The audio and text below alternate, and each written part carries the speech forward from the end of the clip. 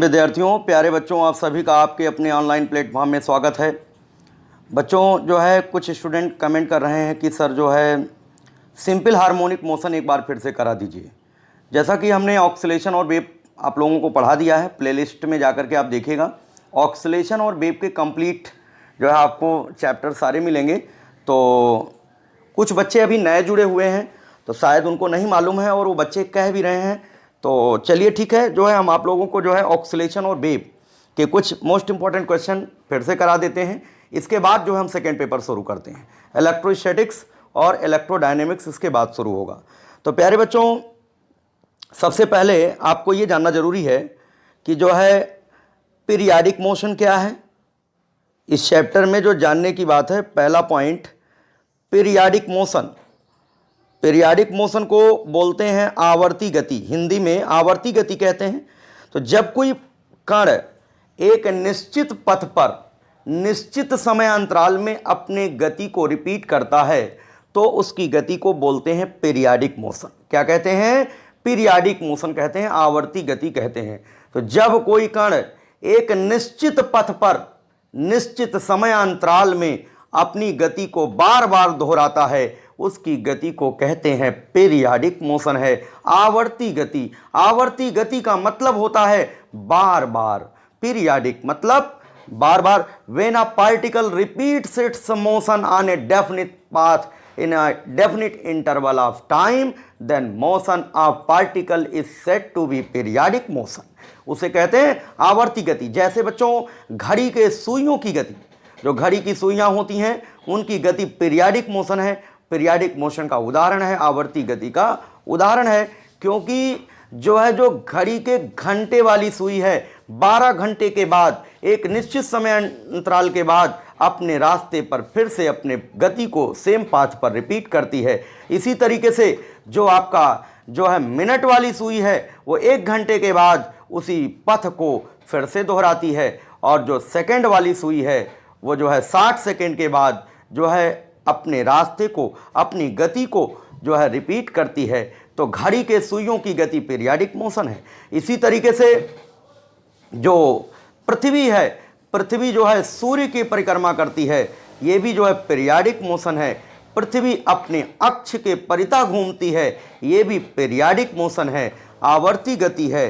तो ध्यान रखें आप लोग, आवर्ती का मतलब बार बार, मतलब जब कोई कण निश्चित पथ पर निश्चित समय अंतराल में अपनी गति को दोहराए तो उसकी गति को पीरियाडिक मोशन कहते हैं। दूसरा प्यारे बच्चों, दूसरा पॉइंट आपको जानना जरूरी है कि ऑक्सीलेटरी मोशन क्या है, दोलनी गति कहते किसे हैं। दोलनी गति हमें समझना है। ऑक्सीलेटरी मोशन, ऑक्सीलेटरी मोशन क्या है, दोलनी गति क्या है।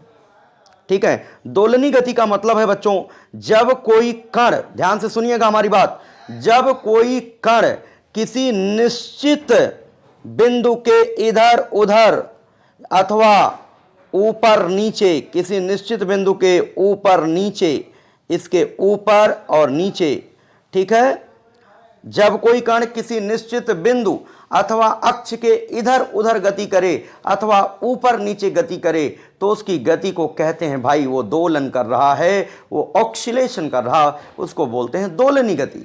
जैसे मान लो ये रिजिड सपोर्ट है, जैसे मान लो ये दृढ़ आधार है, ये रिजिड सपोर्ट है और यहां से किसी धागे से बांध करके कोई पिंड लटका दिया गया है और इस पिंड को अगर थोड़ा सा खींच करके छोड़ दें तो एक निश्चित स्थिति है तो ये वस्तु इस तरीके से इधर उधर ऐसे गति करेगी, तो इसको अब बोलेंगे ये दोलन कर रहा है, ऑक्सीलेशन कर रहा है। तो जब कोई कण किसी निश्चित बिंदु अथवा अक्ष के इधर उधर अथवा ऊपर नीचे गति करता है तो उसकी गति को प्यारे बच्चों क्या कहते हैं, ऑक्सीलेटरी मोशन कहते हैं, उसे दोलनी गति कहते हैं। ठीक है, अब एक चीज ध्यान रखना, जितनी दोलनी गतियां होती हैं वो सब की सब पीरियाडिक होती हैं। All oscillatory motions are periodic, लेकिन बच्चों सभी पीरियाडिक मोशन ऑक्सीलेटरी नहीं होती हैं। मतलब जितनी भी पीरियाडिक होती हैं वो सब दोलनी नहीं होती, लेकिन जितनी ऑक्सीलेटरी मोशन होती हैं सब की सब जो है क्या होती हैं, पीरियाडिक मोशन होती हैं, ये आपको ध्यान रखना है। अच्छा, एक और बात है, जैसे जब दोलनी गति की बात करते हैं तो वस्तु या कण एक निश्चित बिंदु अथवा निश्चित अक्ष के इधर उधर गति करता है। ये नो निश्चित अक्ष है, निश्चित स्थिति है, इसे बच्चों कहते हैं माध्य स्थिति।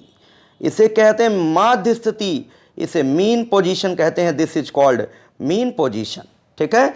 या इसे साम्य स्थिति भी कहते हैं, इसे इक्विलिब्रियम पोजीशन भी कहते हैं। इन सारे पॉइंट को नोट भी करते चलिए।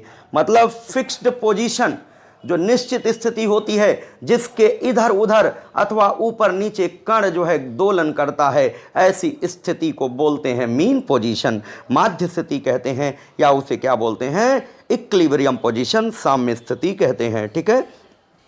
अब जैसे मान लो ये माध्य स्थिति है, यहां से कण की गति पर विचार किया जाता है, तो जब कोई पार्टिकल अपने मीन पोजीशन में होता है तो उसके डिस्प्लेसमेंट को मानते हैं जीरो, उसका विस्थापन कितना है, जीरो है। लेकिन बच्चों जैसे जैसे मीन पोजीशन की ओर दूर जाता है वैसे वैसे उसका डिस्प्लेसमेंट बढ़ता जाता है और एक मैक्सिमम डिस्प्लेसमेंट तक आता है। इस मैक्सिमम डिस्प्लेसमेंट वाली जो पोजीशन है इसको एक्सट्रीम पोजीशन कहते हैं। ये जो स्थिति होती है इसको एक्सट्रीम पोजीशन, मतलब अधिकतम विस्थापन की स्थिति। इसी तरीके से मीन पोजीशन के दूसरी ओर, माध्य स्थिति के दूसरी को ओर जो अधिकतम विस्थापन की स्थिति है उसे एक्सट्रीम पोजीशन कहते हैं, उसे कहते हैं आयाम की स्थिति। ये जो मैक्सिमम डिस्प्लेसमेंट है, ये जो अधिकतम विस्थापन है, मीन पोजीशन से अधिकतम विस्थापन आयाम कहलाता है, एम्पलीट्यूड कहलाता है। एम्पलीट्यूड को ए से डिनोट किया जाता है, आयाम। तो अधिकतम विस्थापन को आयाम कहते हैं। अगर आपसे पूछा जाए आयाम कैसी राशि है, तो आयाम वेक्टर है, क्योंकि आयाम क्या होता है, अधिकतम विस्थापन होता है, विस्थापन वेक्टर है, तो एम्पलीट्यूड भी क्या होगा, वेक्टर हो जाएगा, सदिश राशि हो जाएगी। तो इतनी बात आप लोगों को समझ में आ रहा होगा। अब ध्यान रखिएगा, अगर ये मीन पोजीशन है, ये अधिकतम विस्थापन की स्थितियां हैं, तो ये अधिकतम विस्थापन है जिसको आयाम कहते हैं। अगर ये आयाम बहुत कम हो, if amplitude of oscillation is very small, अगर ये आयाम ही बहुत छोटा हो तो मीन पोजीशन से कण बहुत नज़दीक ही ऐसे ऑक्सीलेशन करेगा, और ऐसे ऑक्सीलेशन करने को वाइब्रेशन कहते हैं। अगर ये एम्पलीट्यूड वेरी स्मॉल हो, यदि दोलन का आयाम बहुत कम हो, तो ऐसी दोलनी गति को वाइब्रेटरी मोशन कहते हैं। वाइब्रेटरी क्या बोलते हैं, वाइब्रेटरी मोशन कहते हैं, मतलब काम्पनिक गति। क्या बोलते हैं, काम्पनिक गति बोलते हैं, वाइब्रेटरी मोशन कहा जाता है। तो ऑक्सीलेटरी मोशन एक तरीके से वाइब्रेटरी, दोनों एक ही चीज़ है, बस इतना अंतर है दोनों में कि जो वाइब्रेटरी या काम्पनिक गति होती है उसके दोलन का जो आयाम होता है वो वेरी स्मॉल होता है, बहुत ही कम होता है, ठीक है। इतना समझ में आ गया होगा आप लोगों को। अब इसके बाद जो है ध्यान रखिएगा, तो जब अधिकतम विस्थापन की बात करते हैं तो y का मान एम्पलीट्यूड a के बराबर होता है। मीन पोजीशन में डिस्प्लेसमेंट जीरो होता है, ठीक है। ये पॉइंट क्लियर हो गया होगा। अब ध्यान रखिएगा कि सिंपल हार्मोनिक क्या होता है, SHM, सिंपल हार्मोनिक मोशन कैसे पता करेंगे कि सरल आवर्त गति, सरल आवर्त गति, simple harmonic motion. Simple harmonic motion एक प्रकार की दोलनी गति है, एक तरीके की ऑक्सीलेटरी मोशन है, जिसमें क्या होता है कि जैसे मान लो ये मीन पोजीशन है, मान लो ये माध्य स्थिति है, मीन पोजीशन है, मीन पोजीशन से ये एक सरल लोलक की अगर हम बात कर लें, ये सरल लोलक अपने अभी माध्य स्थिति में है, तो अगर मीन पोजीशन से इसको थोड़ा सा डिस्प्लेस करके छोड़ दिया जाए तो ये विस्थापन है, डिस्प्लेसमेंट है। अगर यहाँ से खींच करके छोड़ दिया जाए तो अपने आप ये मीन पोजीशन की ओर आता है। तो इस वस्तु को जो मीन पोजीशन की ओर लाने का प्रयास करता है या लाता है उसको प्रत्यानयन बल बोलते हैं, उसको रिस्टोरिंग फोर्स कहते हैं, उसको प्रत्यानयन बल कहते हैं। तो प्रत्यानयन बल डिस्प्लेसमेंट x के डायरेक्टली प्रोपोर्शनल होता है, बट डायरेक्शन दोनों के अपोजिट होते हैं, f directly proportional to -x। तो आपको चेक कैसे करोगे कि जो है सरल आवर्त गति, सिंपल हार्मोनिक मोशन के लिए नोट करो, ध्यान रखिएगा, बल डायरेक्टली प्रोपोर्शनल टू विस्थापन बट डायरेक्शन अपोजिट, इसलिए माइनस, या ऐसे भी हो सकता त्वरण, acceleration directly proportional to displacement but direction opposite minus. तो अगर त्वरण का इक्वेशन विस्थापन के टर्म में दिया गया हो, माइनस दिया गया, तो समझ जाना वो एसएचएम को बताएगा। एनडीए में सवाल पूछा जा चुका है इस तरीके से, इसको आपको ध्यान रखना है। इक्वेशन दिया गया होता है, बिल्कुल वही क्वेश्चन आपको कराए जा रहे हैं जो एग्जाम में पूछे जाते हैं, जो कंपटीशन एग्जाम में पूछे जाते हैं। इन सभी क्वेश्चंस को अच्छे से करिए। सारे कंपटीशन, कोई भी कंपटीशन हो, सभी कंपटीशन में क्वेश्चन पूछे जाते हैं, ठीक है। इनको अच्छे से आपको तैयार करना है, चैप्टर बहुत इंपॉर्टेंट है। तो चलिए थोड़ा सा क्वेश्चन की ओर चलते हैं। पहला क्वेश्चन देखिएगा बच्चों, कौन सी गति सरल आवर्त गति है? कौन सी गति सिंपल हार्मोनिक मोशन है? पहला ऑप्शन है किसी तनी डोरी में संचरित तरंग में कंपन, तरंग में कण की गति। दूसरा ऑप्शन है पृथ्वी का अपनी अक्षीय गति। ये तो एसएचएम नहीं है, ये सिंपल हार्मोनिक मोशन नहीं है, क्योंकि सिंपल हार्मोनिक के लिए पीरियाडिक, सिंपल हार्मोनिक मोशन के लिए ऑक्सिलेटरी होना जरूरी है, तो ये ऑक्सिलेटरी तो है नहीं, ठीक है। दो दीवारों के बीच दोलन करती हुई गेंद, ये भी नहीं है, ठीक है। किसी वृत्त पर एक समान चाल से जो है गतिमान कण की गति, ये पॉइंट ध्यान रखिएगा। ये जो मोशन आप ए पार्टिकल इन सर्किल, मतलब एक समान वृत्तीय अगर गति कण करता है तो ये समझ लेना आवर्ती गति होती है, इसको पीरियाडिक कहते हैं। अगर कोई भी पार्टिकल सर्कुलर मोशन कर रहा तो उसकी मोशन पीरियाडिक है, आवर्ती, बट नॉट एसएचएम, परंतु सरल आवर्ती नहीं है, सरल आवर्ती नहीं है, ध्यान रखिएगा, एसएचएम नहीं है। तो किसी वृत्त पर एक समान चाल से कण की गति जो होती है वो पीरियाडिक होती है, बट एसएचएम नहीं होती है।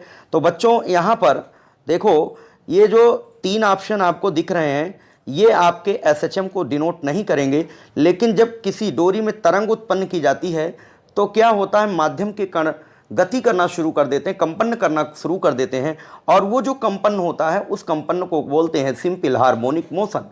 हम आपको पढ़ाएंगे जब किसी मीडियम में तरंगें उत्पन्न की जाती हैं, जब किसी मीडियम में वेव उत्पन्न करते हैं तो मीडियम के पार्टिकल्स, माध्यम के कण सिंपल हार्मोनिकली वाइब्रेट करने लगते हैं, सरल आवर्तीय रूप से कंपन करने लगते हैं। इसलिए बच्चों ऑप्शन ए करेक्ट होगा, ठीक है। इसके बाद अगले क्वेश्चन को देखते हैं। नेक्स्ट क्वेश्चन विद्यार्थियों देखिएगा आप लोग, त्वरण ए, एक्सेलरेशन ए, विस्थापन एक्स। जो इंग्लिश मीडियम के स्टूडेंट हैं, जो टर्म है हम उनको जो है इंग्लिश में बोल रहे हैं, समझ में जरूर आएगा। डिस्प्लेसमेंट एक्स है, एक्सेलरेशन ए है, के बीच पूछा गया कौन सा रिलेशन है ऐसा है जो एसएचएम को बताता है। मतलब डिस्प्लेसमेंट और एक्सेलरेशन के बीच इन चारों में से कौन सा ऐसा इक्वेशन है, कौन सा ऐसा रिलेशन है जो सिंपल हार्मोनिक मोशन को दर्शा रहा है। तो देखो बच्चों, पहला तो है नहीं क्योंकि निगेटिव है नहीं, ठीक है। अच्छा, दूसरा माइनस तो है लेकिन ये एक्स की पावर 2 है, ये भी नहीं है, और चौथा भी नहीं। लेकिन यहाँ पर त्वरण देख रहे हैं, त्वरण डायरेक्टली प्रोपोर्शनल टू विस्थापन एक्स है, बट माइनस भी है, इसलिए यही ऑप्शन सी सही होगा। बहुत ही इंपॉर्टेंट, बहुत ही शानदार क्वेश्चन है, इसको कॉपी में जरूर नोट करें आप लोग, ठीक है।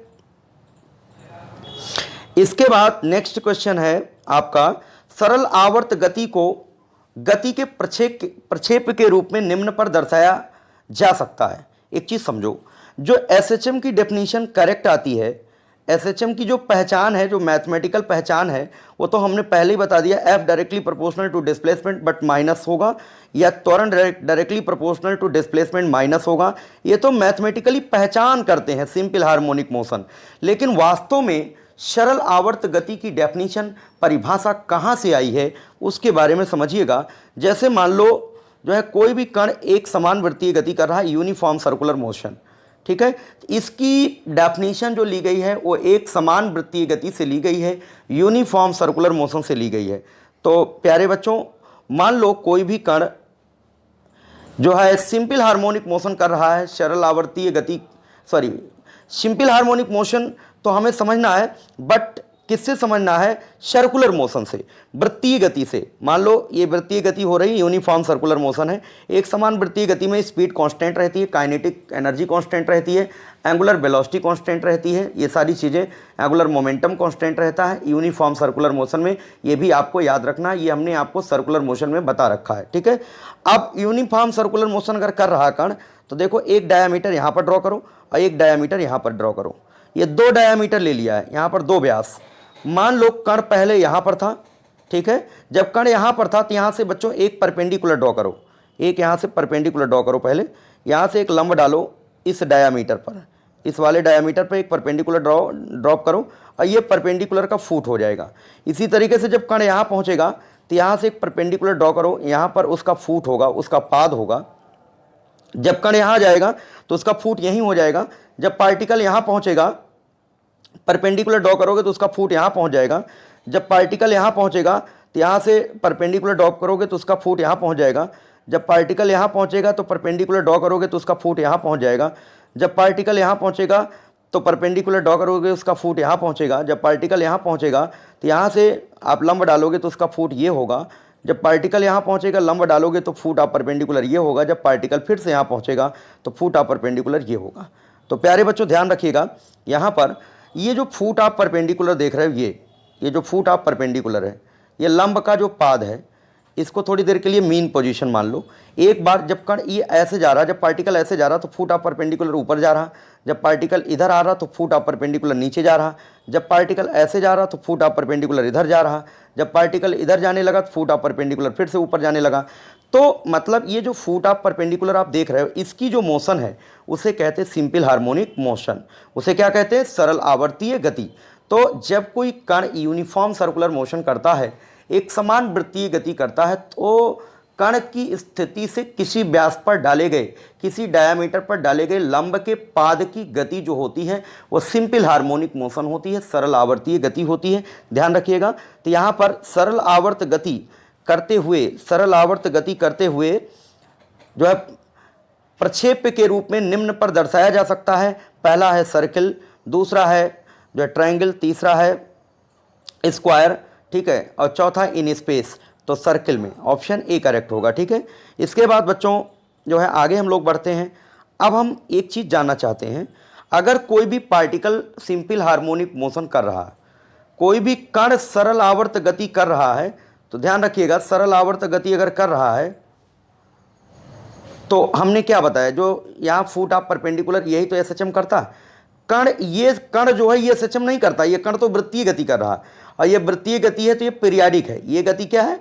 ये पीरियाडिक है। इसकी गति जो है सिंपल हार्मोनिक मोशन नहीं है, लेकिन इस कण के स्थिति से डायमीटर पर जो लंब डाला था, इसका ये जो फुट है, इसकी मोशन एसएचएम है, और कण की मोशन एसएचएम नहीं है, सिंपल हार्मोनिक मोशन नहीं है, वो पीरियाडिक है। ठीक है। अगर कोई कण जो है सिंपल हार्मोनिक मोशन कर रहा हो और माध्य स्थिति में हो तो उसका डिस्प्लेसमेंट कितना होता? 0। लेकिन अगर माध्य स्थिति से जो है टी समय के बाद पूछा जाए कहाँ पहुँच गया होगा, तो डिस्प्लेसमेंट टाइम इक्वेशन हमको लिखना है सरल आवर्त गति करते हुए, नोट करिए, सरल आवर्त गति करते हुए, आवर्त गति करते हुए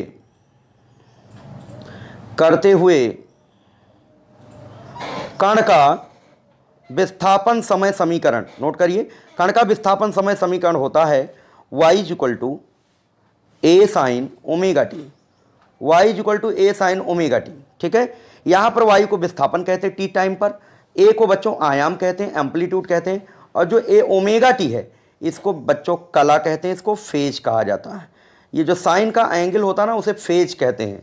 कभी कभी जो है सरल आवर्त गति करते हुए कण का डिस्प्लेसमेंट टाइम इक्वेशन ऐसे लिखा रहता है y = a sin omega T plus phi, ऐसे लिखा होता है। तो ये बच्चों आयाम है, एम्पलीट्यूड है, ये आपका पूरा फेज है, इसको बोलते हैं कला, और ये टी टाइम पर डिस्प्लेसमेंट है। लेकिन इसमें जो फाई है उसको बोलते हैं प्रारंभिक कला, उसको बोलते हैं इनिशियल फेज। क्या बोलते हैं? इनिशियल फेज कहते हैं, प्रारंभिक कला कहते हैं। ठीक है। तो डिस्प्लेसमेंट टाइम इक्वेशन हमको पता चल गया, y = a sin omega T. Maximum displacement जो होता है वो आयाम के बराबर होता है, अधिकतम विस्थापन को आयाम कहते हैं। ठीक है। इस सूत्र में ओमेगा जो है कोणीय वेग होता है, 2π टाइम पीरियड होता है, ओमेगा = 2π/t या ओमेगा बराबर 2πn। ठीक है। ओमेगा की यूनिट रेडियन पर सेकेंड होती है, सब ध्यान रखना है। अब एसएचएम करते हुए कण का वेग, एसएचएम करते हुए कण का वेग, एसएचएम करते हुए कण का वेग क्या होता है? वेलोसिटी। वेग होता क्या है? विस्थापन परिवर्तन की दर को वेग कहते हैं। Rate of change of displacement is called velocity. v बराबर होता है dy/dt। मतलब विस्थापन का टाइम के रिस्पेक्ट में डिफ्रेंसिएशन कर दो तो वेलोसिटी आ जाएगी। तो यहाँ से y बराबर क्या है? a sin omega T y बराबर ए साइन ओमेगा टी, वेलोसिटी निकालो dy बाई डी टी, तो यहाँ से ए साइन ओमेगा टी का कॉस ओमेगा टी डिफ्रेंसिएशन, और बच्चों ओमेगा टी का ओमेगा हो जाएगा टी का 1, ठीक है। तो यहाँ से ये वेलोसिटी टाइम इक्वेशन है, वेग समय समीकरण। अगर आपसे पूछा जाए अधिकतम वेग कहाँ होता है, जब कण अपने मीन पोजीशन में होता y बराबर 0, तो उस समय वेलोसिटी मैक्सिमम होती है, और मैक्सिमम वेलोसिटी का फार्मूला याद रखना ए ओमेगा। अधिकतम वेग ए ओमेगा होता है, ठीक है। अधिकतम वेग कितना होता है, ए ओमेगा हो जाता है। अब अगर आपसे कहा जाए एसएचएम करते हुए कण का वेग विस्थापन समीकरण v बराबर होता ओमेगा अंडर रूट ए square minus Y square, v बराबर होता ओमेगा अंडर रूट ए स्क्वायर माइनस वाई स्क्वायर, ये होता है। तो ये वेग विस्थापन, ये वेलोसिटी और डिस्प्लेसमेंट इक्वेशन है, ध्यान रखिएगा। अगर आपसे कहा जाए कि भाई वेग वर्सेस डिस्प्लेसमेंट ग्राफ कैसा होगा, एसएचएम में वेग विस्थापन ग्राफ कैसा होता है, तो आप ध्यान रखिएगा ये ग्राफ जो होता है वो इलिप्टिकल होता है, दीर्घवृत्त।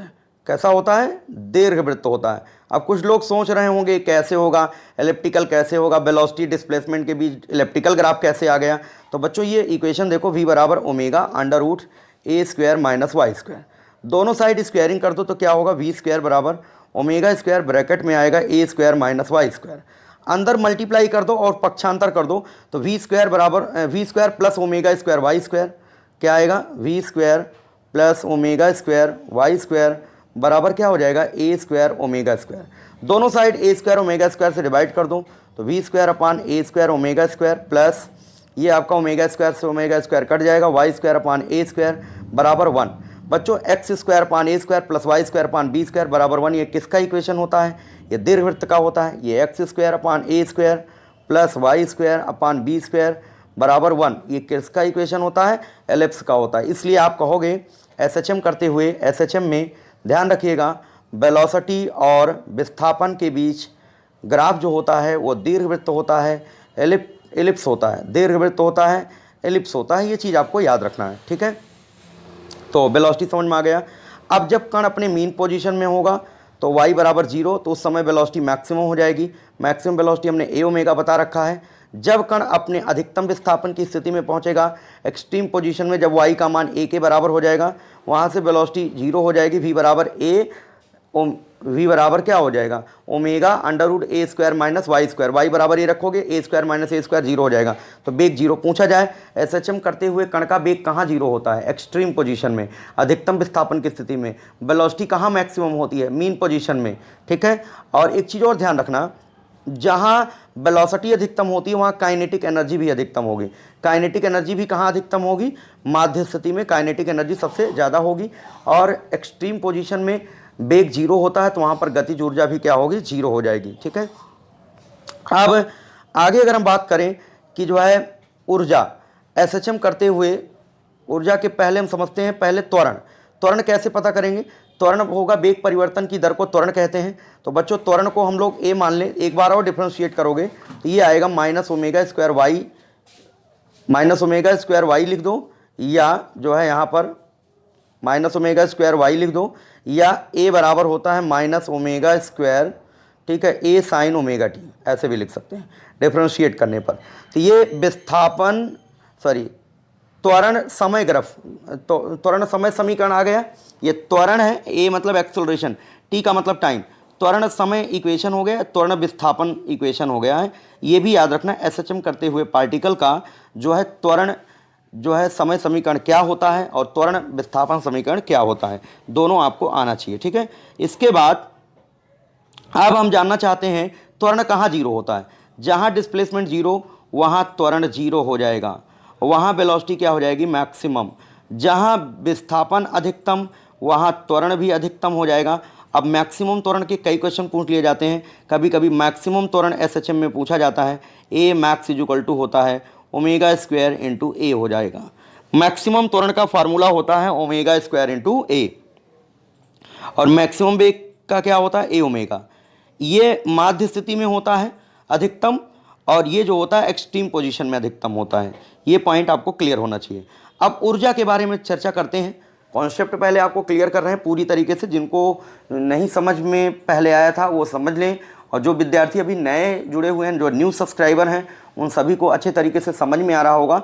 ठीक है, कोई दिक्कत की बात नहीं है, मैं धीरे धीरे बता भी रहा हूँ आप लोगों को, कोशिश कर रहा हूँ कि कई लेक्चर की बात है, ठीक है, कम से कम 4 से 5 लेक्चर लगते हैं इनको पढ़ाने में, लेकिन हम कोशिश करेंगे आपको जो है 2 लेक्चर में आपको पूरा कर देंगे। ठीक है, तो देखो बच्चों, यहाँ पर एक तरीके से रिवीजन के तौर पर है, आप लोग इनको सबको क्वेश्चन को नोट करते रहिएगा। अगर कोई भी पार्टिकल एसएचएम कर रहा है, ठीक है, तो इसका मतलब वो दोलनी गति कर रहा है, और दोलनी गति कर रहा है तो एक दोलन पूरा करने में जितना समय लेगा उसे टाइम पीरियड कहेंगे कि नहीं। अगर ये एसएचएम कर रहा तो समझ जाना ऑक्सीलेशन कर रहा, दोलन कर रहा, और एक दोलन पूरा करने में जो टाइम लगता है उसको कहते हैं टाइम पीरियड, उसको कहते हैं आवर्तकाल। तो टाइम पीरियड, अगर कोई भी पार्टिकल एसएचएम कर रहा है तो उसके टाइम पीरियड का जनरल फार्मूला क्या होता है, 2 अंडर रूट विस्थापन बटे त्वरण, ये याद रखना, विस्थापन बटे त्वरण। एसएचएम करते हुए किसी भी पार्टिकल का टाइम पीरियड का जो जनरल फार्मूला होता है 2 अंडर रूट डिस्प्लेसमेंट अपान एक्सेलरेशन होता है, विस्थापन बटे त्वरण होता है, ये आपको आना चाहिए। ठीक है, इसी तरीके से जैसे अभी हमने आपको बताया कि त्वरण ए बराबर आया -ω²y, यही तो आया। अच्छा, त्वरण कैसे निकला था, पहले वेग निकाला था, v = dy/dt लिख लिया था हम लोगों ने, फिर त्वरण निकालने के लिए एक बार और डिफ्रेंशिएट कर दो तो d2y/dt² हो जाएगा। तो त्वरण ए की जगह क्या हो जाएगा, d2y/dt², विस्थापन का 2 बार डिफ्रेंशिएशन कर दो, ये आ गया। तो त्वरण ए बराबर -ω²y, तो d2y/dt² बराबर -ω²y, ये कर देंगे बच्चों। इसको पक्षांतर कर लो तो क्या आ जाएगा, यहाँ से आएगा d2y/dt² प्लस ω²y बराबर 0। ये बच्चों एक डिफरेंशियल इक्वेशन बना, एक अवकल समीकरण बना है। ये ऐसे पार्टिकल के लिए डिफरेंशियल इक्वेशन बना है जो सिंपल हार्मोनिक मोशन कर रहा है, सरल आवर्त गति करते हुए कण का जो है अवकल समीकरण है, इसको याद रखना है, d2y/dt² प्लस ω²y बराबर 0। कभी कभी y की जगह x लिखा होता है, जैसे यहाँ पर x लिखा हुआ है, ठीक है, लेकिन जो y का कोफिशिएंट होता है उसे ω² कहते हैं। क्या कहते हैं, ω² कहते हैं। जैसे इस क्वेश्चन को देखना, किसी कण का, किसी सरल आवर्त गति समीकरण ये है, किसी कण का एसएचएम करते हुए कण का जो है ये डिफरेंशियल इक्वेशन दिया गया, अवकल समीकरण, इसका टाइम पीरियड पूछा गया। तो प्यारे बच्चों इसको कंपेयर करो, d2y/dt² प्लस ω²y बराबर 0, ठीक है, बराबर 0। यहाँ से y का कोफिशिएंट ω² है, यहाँ x का अल्फा है, तो y और x एक ही समझो, तो ω² बराबर अल्फा। ये क्वेश्चन आपके एग्जाम में आ चुका है, ω² बराबर अल्फा हो जाएगा, ओमेगा बराबर हो जाएगा अंडर रूट अल्फा, ओमेगा 2 अपान टाइम पीरियड होता है बराबर स्क्वायर रूट ऑफ अल्फा, तो टाइम पीरियड हो जाएगा 2 t बराबर हो जाएगा 2 t बराबर 2 अपान अंडर रूट अल्फा।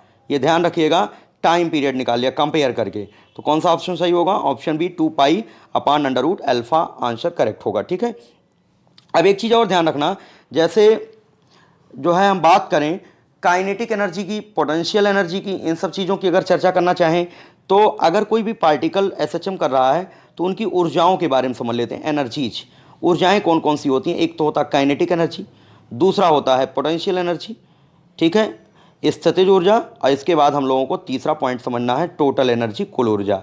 इन तीनों बिंदुओं पर विचार करना है, गतिज ऊर्जा, स्थितिज ऊर्जा और कुल ऊर्जा।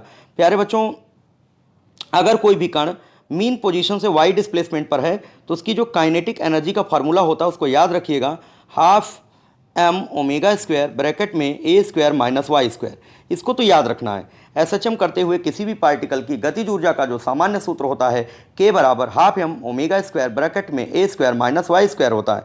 एसएचएम करते हुए कण के लिए काइनेटिक एनर्जी का सूत्र है, ठीक है, और पोटेंशियल एनर्जी का फार्मूला भी नोट कर लीजिए। एसएचएम करते हुए कण की स्थितिज ऊर्जा का जो फार्मूला होता है U बराबर ½ m² y² होता है, ठीक है। अगर माध्य स्थिति की बात करें, मीन पोजीशन में क्या होता है, y की वैल्यू 0 होती है, तो पोटेंशियल एनर्जी क्या हो जाएगी, U बराबर 0। माध्य स्थिति में स्थितिज ऊर्जा 0 हो जाएगी, बट काइनेटिक एनर्जी बच्चों मैक्सिमम आएगी, काइनेटिक एनर्जी मैक्सिमम आएगी, और ये आएगी ½ m² ब्रैकेट में a² माइनस y की जगह 0 का स्क्वायर, क्या मिल जाएगा, ½ m² a²। ये अधिकतम काइनेटिक एनर्जी जो है कहाँ पर होगी, मीन पोजीशन में होगी।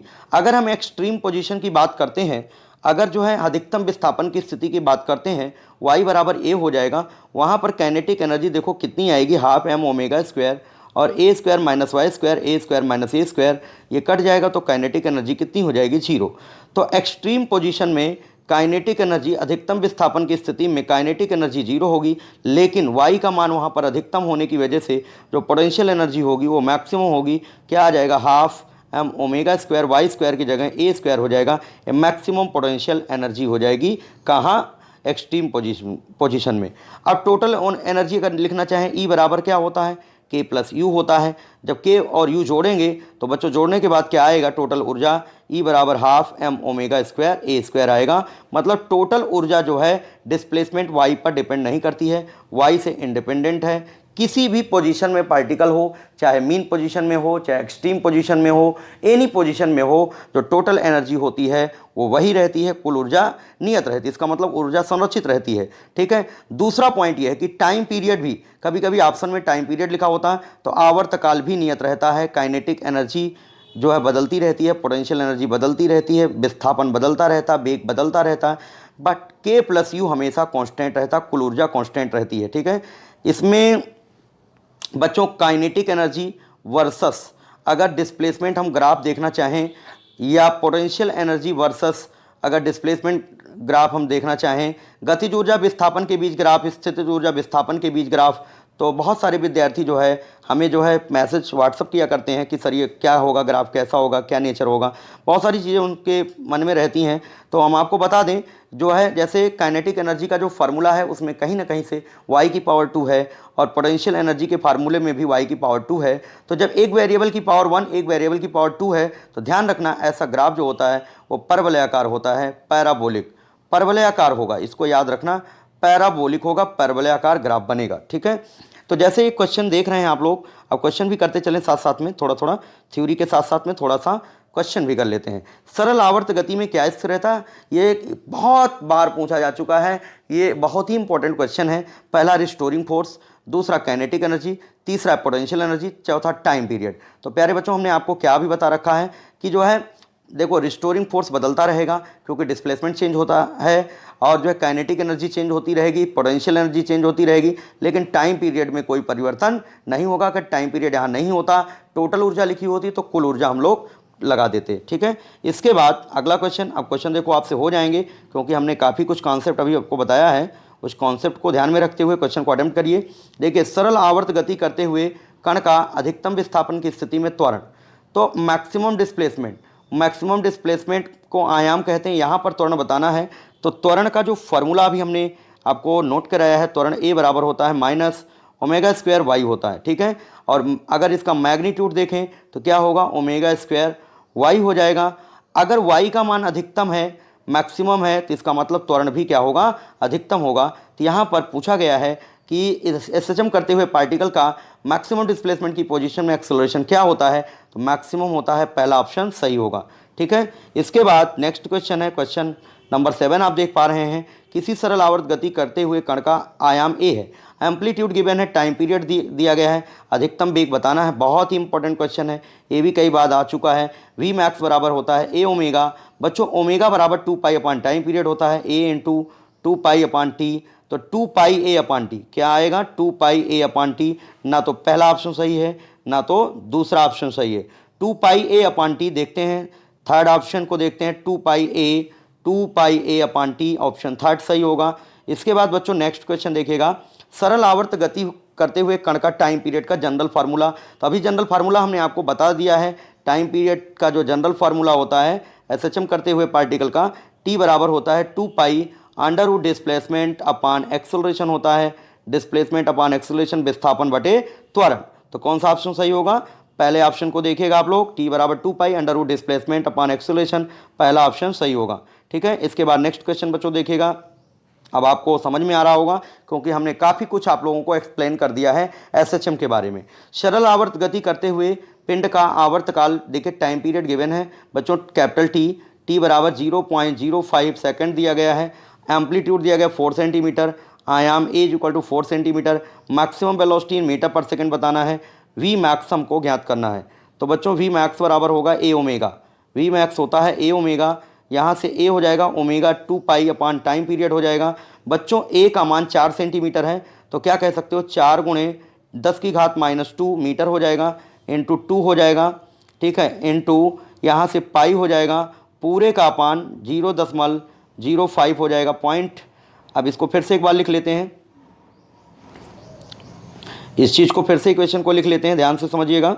यहाँ पर हम मैक्सिमम वेलोसिटी निकाल रहे थे, तो ए का मान कितना 4 गुणे 10⁻², ठीक है, omega 2 pi A omega A तो ये हो गया, ओमेगा मतलब 2 पाई अपॉन टी, और टी का मान बच्चों कितना दिया गया है 0.05। यहाँ से पॉइंट हटाओ, ऊपर 100 हो जाएगा 5 से बच्चों, ये हो जाएगा 20, ठीक है, और 20 दूना 40, 40 इंटू 4 ये कितना हो जाएगा 160 इंटू 10⁻⁻², एक जीरो से कट गया 10⁻⁻1 और पाई लगा रहेगा, पाई भी रहेगा साथ में, तो यहाँ से कितना हो जाएगा 16 इंटू 10⁻⁻1, तो 1.6 पाई। कितना आंसर आएगा 1.6 पाई, इसका मतलब पहला ऑप्शन करेक्ट होगा। इसके बाद बच्चों नेक्स्ट क्वेश्चन देखिएगा आप लोग। नेक्स्ट क्वेश्चन ये भी अच्छा सवाल है, देखें, सरल आवर्त गति करते हुए पार्टिकल की साम्य स्थिति से, कोई भी पार्टिकल है एसएचएम कर रहा है, सरल आवर्त गति करते हुए कण की साम्य स्थिति से x दूरी पर गतिज ऊर्जा काइनेटिक एनर्जी के बारे में हमें बताना है, गतिज ऊर्जा के बारे में हमें बताना है। तो अभी तो हमने फार्मूला ही नोट कराया था, k बराबर half M omega square bracket में a square minus Y square, यहाँ पर y की जगह x है, सी ऑप्शन सही होगा। इसके बाद नेक्स्ट क्वेश्चन है बच्चों, देखिएगा यहाँ पर, सरल आवर्त गति करते हुए कण की साम्य स्थिति से x दूरी पर स्थितिज ऊर्जा, तो अभी हमने आपको स्थितिज ऊर्जा का फार्मूला नोट कराया था, half M omega square Y square, सूत्र आपको याद रखना होगा। यहाँ पर y की जगह x क्वेश्चन में दिया गया है, ऑप्शन ए करेक्ट होगा। इसके बाद क्वेश्चन नंबर अगला देखिएगा, ये भी इंपॉर्टेंट क्वेश्चन है, सरल आवर्त गति करते हुए कण की स्थितिज ऊर्जा कहाँ अधिकतम होगी? पोटेंशियल एनर्जी U बराबर होता है half M omega square Y square, ठीक है, जहाँ पर y की वैल्यू मैक्सिमम होगी वहाँ पर U मैक्सिमम होगा। y मैक्सिमम कहाँ होता है? एक्सट्रीम पोजीशन में होता है, जहाँ y का मान a के बराबर होता है। तो अधिकतम विस्थापन की स्थिति में देखो, पहला ऑप्शन है मीन पोजीशन में, दूसरा मैक्सिमम डिस्प्लेसमेंट की पोजीशन में, और तीसरा है हाफ डिस्प्लेसमेंट, चौथा है 1/4 हाफ डिस्प्लेसमेंट। तो आप समझ रहे होंगे y बराबर जब a होगा तभी डिस्प्लेसमेंट मैक्सिमम होगा, तभी जो है पोटेंशियल एनर्जी मैक्सिमम होगी। कौन सा ऑप्शन सही होगा? B option. इसके बाद बच्चों नेक्स्ट क्वेश्चन देखिएगा, नेक्स्ट क्वेश्चन देखें आप लोग, देखिए, सरल आवर्त गति करने वाले कण का आयाम a है, कोई भी पार्टिकल है एसएचएम कर रहा है, उसका एम्पलीट्यूड दिया गया है, जब कण की स्थितिज ऊर्जा अधिकतम मान की 1/4 है, मतलब यहाँ पर क्या दिया गया है, जब कण की स्थितिज ऊर्जा अधिकतम मान की 1/4 है, तो इसका अधिकतम मान कितना होता है? पहले तो ये समझ लेते हैं मैक्सिमम वैल्यू कितनी होती है। यू मैक्स जो होता है ये half M omega square Y square, ठीक है। तो कह रहा कि अगर कण की पोटेंशियल एनर्जी मैक्सिमम जो वैल्यू है, मैक्सिमम वैल्यू कितनी होती है? हाफ एम ओमेगा स्क्वायर ए स्क्वायर, ये तो मैक्सिमम वैल्यू होगी। मैक्सिमम वैल्यू की 1/4, ये पहले जितना उसका 1/4 कैसे आएगा? जब y की वैल्यू जो है 1/2 कर देंगे, जब y की वैल्यू a/2 कर देंगे, a/2 का स्क्वायर क्या हो जाएगा? मतलब 1/4 हो जाएगा, ठीक है। तो a/2, जब a/2 करेंगे तो 1/4 हो जाएगा। तो यहाँ से बच्चों कौन सा ऑप्शन सही होगा? Option C. फिर से समझ लीजिए, potential energy U directly proportional to क्या होता है? एक्स स्क्वायर या वाई स्क्वायर। अगर y का मान a/2 आधा कर देंगे तो आधा, आधे का स्क्वायर 1/4, और 1/4 कह भी रहा 1/4 हो जाता है, तो इसका मतलब सी ऑप्शन करेक्ट होगा। इसके बाद बच्चों नेक्स्ट क्वेश्चन देखिएगा, यहाँ पर सरल आवर्त गति करते हुए कण जिसका आयाम a है, जिसका एम्पलीट्यूड a है, कुल ऊर्जा समानुपाती होती है। तो टोटल एनर्जी जो होती है अभी हमने आपको नोट कराया था, हाफ एम ओमेगा स्क्वायर, ए स्क्वायर एक कांस्टेंट रहता है, तो total energy directly proportional to amplitude का स्क्वायर, पहला ऑप्शन सही होगा। इसके बाद नेक्स्ट देखिएगा, यहाँ पर नेक्स्ट क्वेश्चन क्या है? सरल आवर्त गति करते हुए कण का आयाम a है, एम्पलीट्यूड a है, कोणीय आवृत्ति ओमेगा है, angular velocity, angular frequency omega दिया गया है। इसके अधिकतम वेग तथा अधिकतम त्वरण का अनुपात बताना है। अधिकतम वेग बच्चों v मैक्स होता है,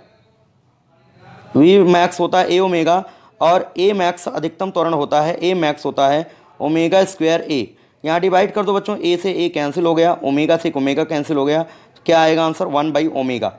ठीक है, 1/ओमेगा आ जाएगा, इसका मतलब ऑप्शन बी करेक्ट होगा। अच्छा, एक और बहुत प्यारा क्वेश्चन है, बहुत बार पूछा जा चुका है आपके एग्जाम में। पूछा जाता है कि पार्टिकल मीन पोजीशन से कितनी डिस्प्लेसमेंट पर हो जहां पर काइनेटिक एनर्जी पोटेंशियल एनर्जी के बराबर हो जाती है। मतलब वह डिस्प्लेसमेंट बताओ जहां पर काइनेटिक एनर्जी पोटेंशियल एनर्जी के इक्वल हो जाती है। तो क्या करना है, काइनेटिक एनर्जी और पोटेंशियल एनर्जी को बराबर करना है। काइनेटिक एनर्जी पोटेंशियल एनर्जी बराबर कर दो। काइनेटिक एनर्जी होगा हाफ एम ओमेगा स्क्वायर और ये हो जाएगा ए square minus Y square. Potential energy क्या होती है, हाफ एम ओमेगा स्क्वायर और ये वाई स्क्वायर। यहाँ से half M omega square cancel हो गया, इस साइड बचेगा a square minus Y square बराबर हो जाएगा वाई स्क्वायर। तो 2y स्क्वायर बराबर क्या हो जाएगा, ए स्क्वायर। 2y स्क्वायर बराबर हो जाएगा ए स्क्वायर, यहाँ से वाई स्क्वायर बराबर हो जाएगा ए स्क्वायर अपॉन 2। तो वाई बराबर हो जाएगा प्लस माइनस a/√2। इसका मतलब जब पार्टिकल अपने मीन पोजीशन से, ये मीन पोजीशन है y बराबर 0, ये एक्सट्रीम पोजीशन है y बराबर a, ये भी y बराबर a है, बट ये डिस्प्लेसमेंट इधर है तो माइनस हो जाएगा। तो मीन पोजीशन से जब इधर a/√2 दूरी पर होगा, a/√2 दूरी पर, तो काइनेटिक एनर्जी पोटेंशियल एनर्जी के बराबर होगी। इसी तरीके से इस तरफ जब y बराबर a/√2 दूरी पर होगा तो काइनेटिक एनर्जी पोटेंशियल एनर्जी के बराबर होगी। ये भी क्वेश्चन पूछा जाता है।